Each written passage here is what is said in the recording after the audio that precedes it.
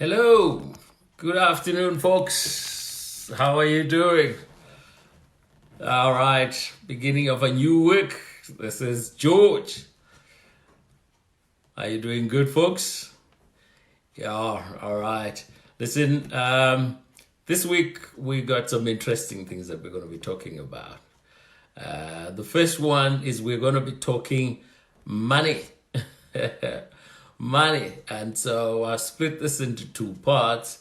Money, it's the servant, not the master. Money, it's the servant, not the master. So we'll talk part one today and we'll talk part two tomorrow. Okay. Listen, I'm a brain-based coach and I'm also a Proctor Gallagher Institute consultant. I work with mindset development. And let's connect if you this message resonates with you. Okay, all right. So, with money, men and women have been concerned about money since the very first coin was produced around 700 BC in Asia Minor there. And I'm sure everything that I'm going to be talking to you about today is something that you have heard before. But money is so important that everything that I'm going to say bears repeating. It's something that we should hear over and over again just to help us become better people, right? You see, money itself is a piece of paper. It's printed on a piece of paper and a piece of metal is a coin. So its value is not in itself, but it's what it represents. What does money represent? It represents a warm home. It represents healthy children. It represents birthday presents, a holiday. It represents that fancy car that you've always wanted. It represents supporting the less fortunate. It's got so many uses. That's what it represents. So in this regard, nothing will take the place of money. In this regard, as the role it plays. However, the goal is not amassing masses of cash, piles and piles and piles of cash. That's not what the goal is, but rather an ongoing journey of growth, both personal and financial. So you don't want to be hoarding mountains of banknotes. But what you want to be doing is growing as a person and in the process, growing your financial base. That's what you want to be doing. Right. So if you look at those very successful people, the ones that we know those days, your Mark Zuckerberg, your Steve Jobs, the late Warren Buffett, in Africa here, Patrice Motsepe's, Jeff Bezos in the US. These are people who are very wealthy, but their focus is not piling cash. Their focus is providing a service and providing that service well. Okay? That is where their focus is. And that's obviously where the focus should be when one is pursuing financial growth. What can you provide that the market will pay for? In the process, you do well as an entrepreneur and you improve your financial base. So Earl Nightingale, the late, gave a formula which I would like to share because I think it's a very important formula. He says getting money is an exact science. And so he gives this formula. He says the amount of money you will receive will always be in direct ratio to one, the demand for what we do. Two, your ability to do it. And three, the difficulty of replacing you. Okay? So one, the demand for what you do or what you provide. Your ability to do it and the difficulty of replacing you. So we have strikes all over around a certain period as management and employees bargain and negotiate wage increases. So I think it was about 2 or so years ago, there was a particularly serious one which was quite prolonged and was harming both the employees and the employer. And TV cameraman interviewed one striking employee, and his response was, you see, the CEO spends all his time sitting in his office, in front of a laptop, staring into the ceiling, whilst we do all the work.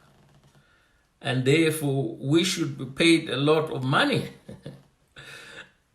And clearly the formula wasn't being applied. There was a clear misunderstanding because the role of the CEO is a strategic role, isn't it?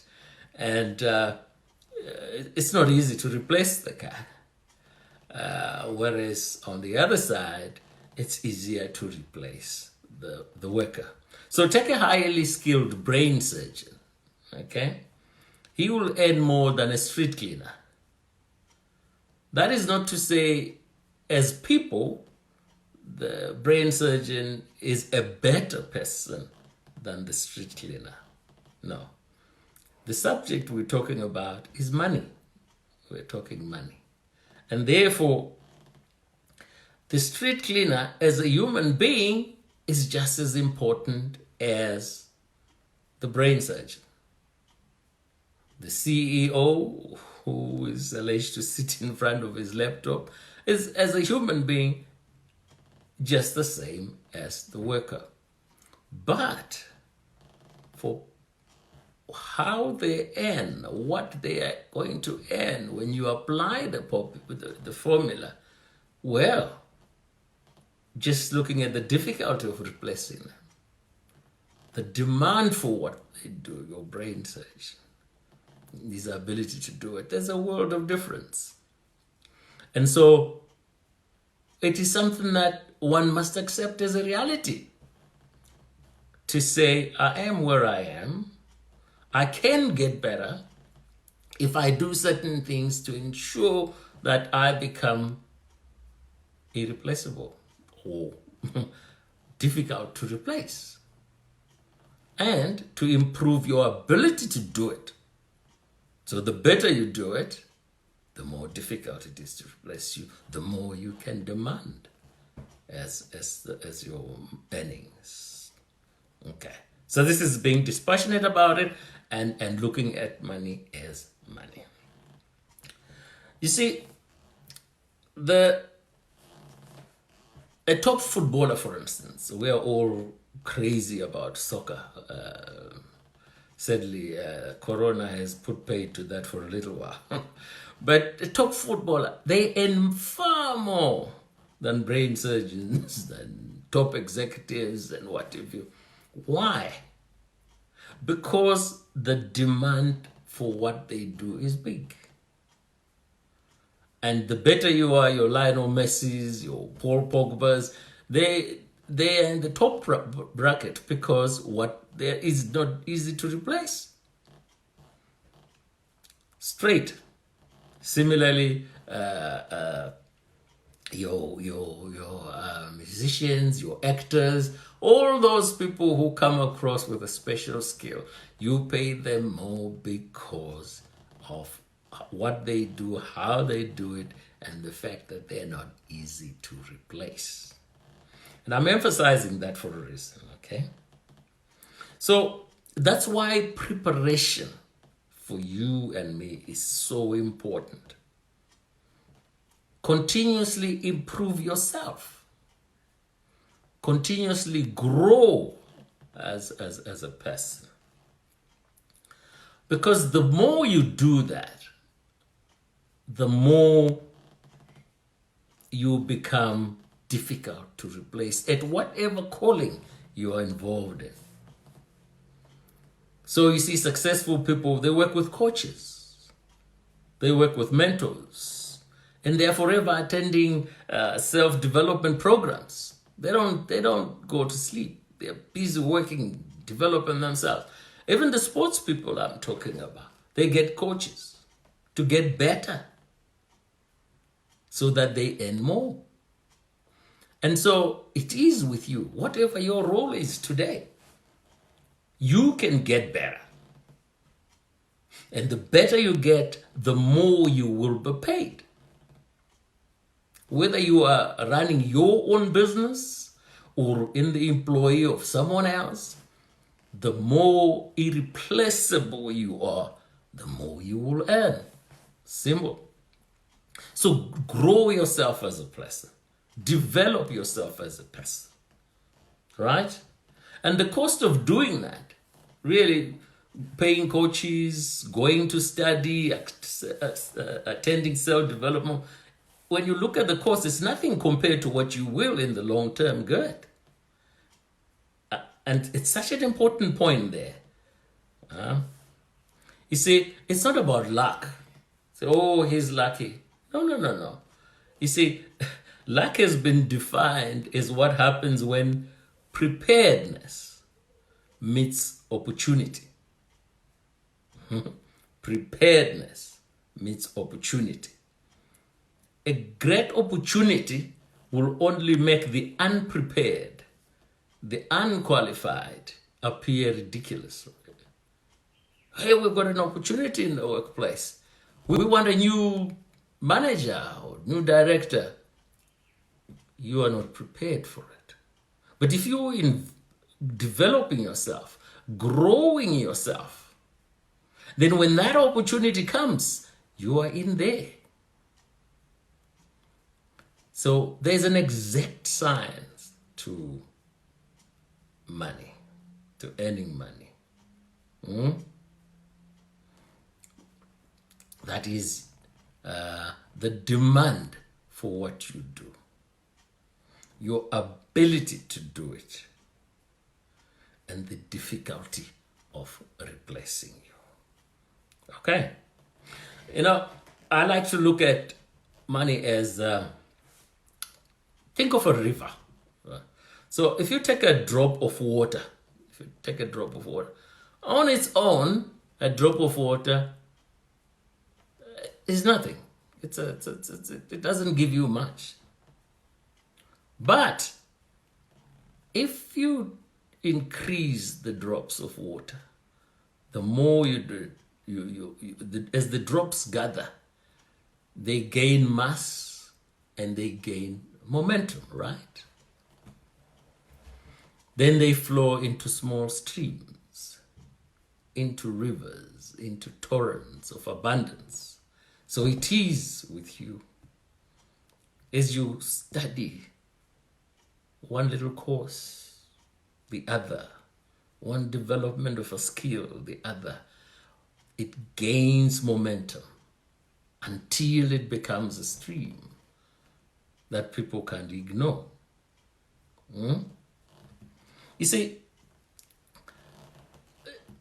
when this river I'm talking about is in motion, all right, it cuts through land, it creates crevices, it creates canyons in some cases, but it's in motion.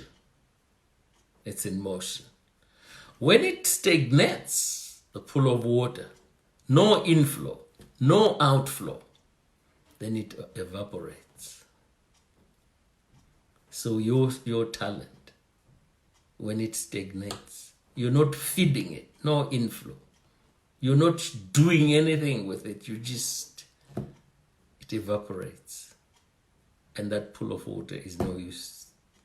And your talent is no use. You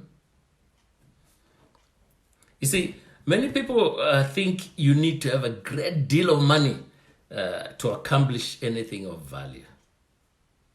And that's not so. This isn't true.